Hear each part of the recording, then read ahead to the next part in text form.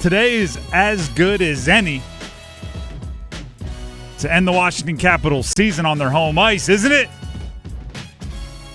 Caps hosting the Carolina Hurricanes.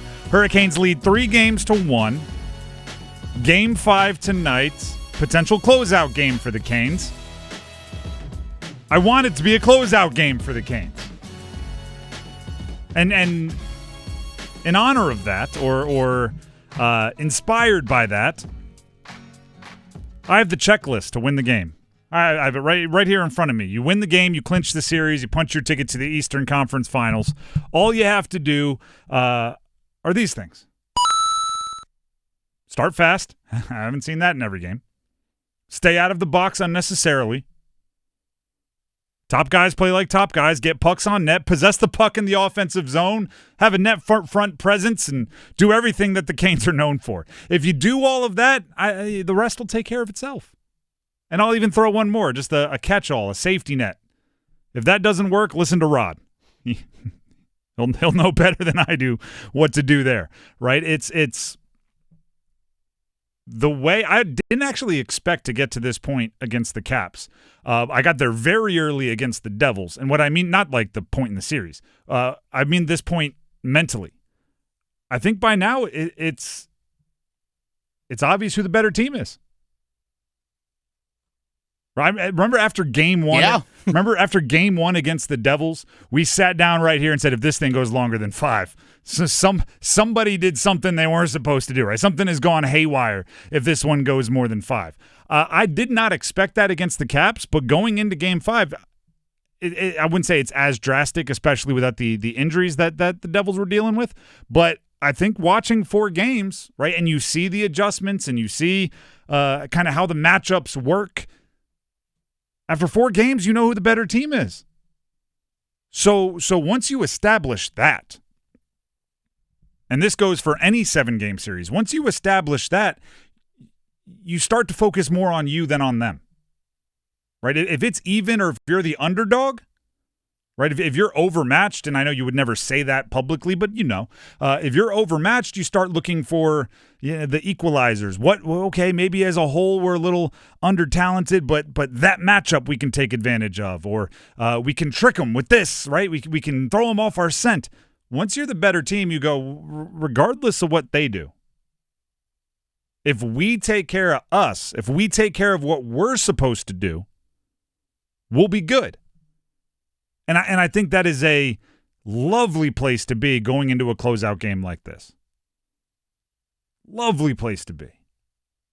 Taylor Hall, one of the veterans on the team, although he's newer to the Canes, talked about having the depth of scoring throughout the lineup. We've talked about it, 10 different goal scorers on the 12 goals they've scored in the series. Here's Taylor Hall to the media earlier today. I think all 4 lines have contributed at times in this playoffs, and that's what you need.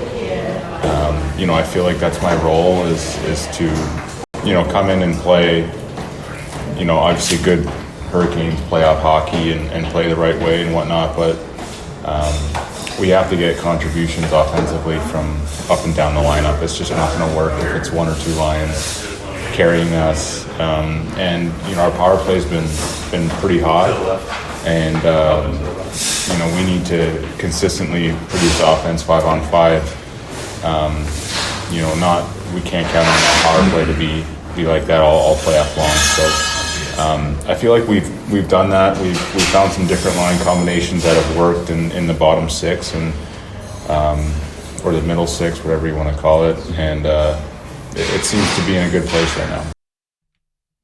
Bottom 6, middle 6, 3-6 mafia. Who cares what 6? We need to score from all the lines. That is such a, first you say that in the middle of this series? Of course you do. Right? That's what I'm talking about when I say you just know who the better team is. You've seen every single player pretty much, but darn near every forward score a goal. We can look for contributions a bunch of different ways, right? Who's getting timely hits, or who's obviously the blue liners, who's making the stops. But you can look at the back of the trading card statistics as well. You can just look at goal scorers, and so many different guys are stepping up, which is one of those like treadmills of building where you score a goal, your confidence goes up. So you play better because your confidence goes up. So someone else gets set up by your assist to score a goal, so their confidence goes up. So now their play gets better, and it just keeps – so they cover for someone else's mistake, so their confidence isn't shattered. So now they score a goal, and their confidence goes up. And it's just – it ping-pongs off of each other until you're at this point. You're going into Game 5. You have everything you want in the series right there within your grasp. You just have to go execute the hockey that you know you can play, and you'll be okay. 16 skaters have a point in this series. That's insane. The only ones that don't are Jalen Chatfield, William Carrier, and Mark Jankowski. He played in one game in this series. That's it. And I would say, if you think Chatfield hasn't put his fingerprints all over this series in ways other than producing points, and Carrier as well. Carrier's physicality, granted, he hasn't, the ice time isn't quite the same. But when he's out there, he's throwing his body around there. They're finding ways to impact the game. So, and Jankowski, the injury is what the injury is. So 18 of 18 have impacted the game either a super obvious way or maybe a slightly less obvious but super noteworthy way. That's great. And it has to continue today, and we'll talk about it throughout the show. You have to match the desperation of the Caps. Their back's against the wall, literally. Right? No one up in D.C. is debating, is this a must-win? Because it's obviously a must-win, because if they lose, their season is over. You have to match that kind of intensity, even though your logical brain will tell you we could lose this one and we could lose the next one as long as we win the third. You can't think that way. You can't think that way. And Sebastian Aho, who spoke to the media yesterday, emphasized that the experience in close games as a team, and in close-out games would be the better way to say that, as a team is valuable. Yeah, I do think experience helps, but obviously, we got to do the work. Obviously, it's nothing's guaranteed ever, and obviously it's always going to be hard, never easy in the playoffs, as it should be. But yeah, I do believe that the experience helps in this time of year. The cliche, and I think it's true, coaches will probably argue against it, and we heard Rod kind of question the legitimacy of it. The cliche is this one's the hardest. The closeout game is the most difficult. Rod's counter was they're all difficult, which very coach speak, and I get it. I believe the closeout one's the hardest. This one is the toughest to get. This one is the you have to really be on your game because the other team is going like they've got there's no tomorrow for them. To quote Gene Hackman in The Replacements, there is nothing. There is no tomorrow to save their ammunition for. They're firing it all. You have to match that. And you're right. I kind of jokingly brought up the checklist of things to do to win the series, things to do to win the game, but it is. The joke has a grain of truth, which is you still have to do the things that your game is built upon.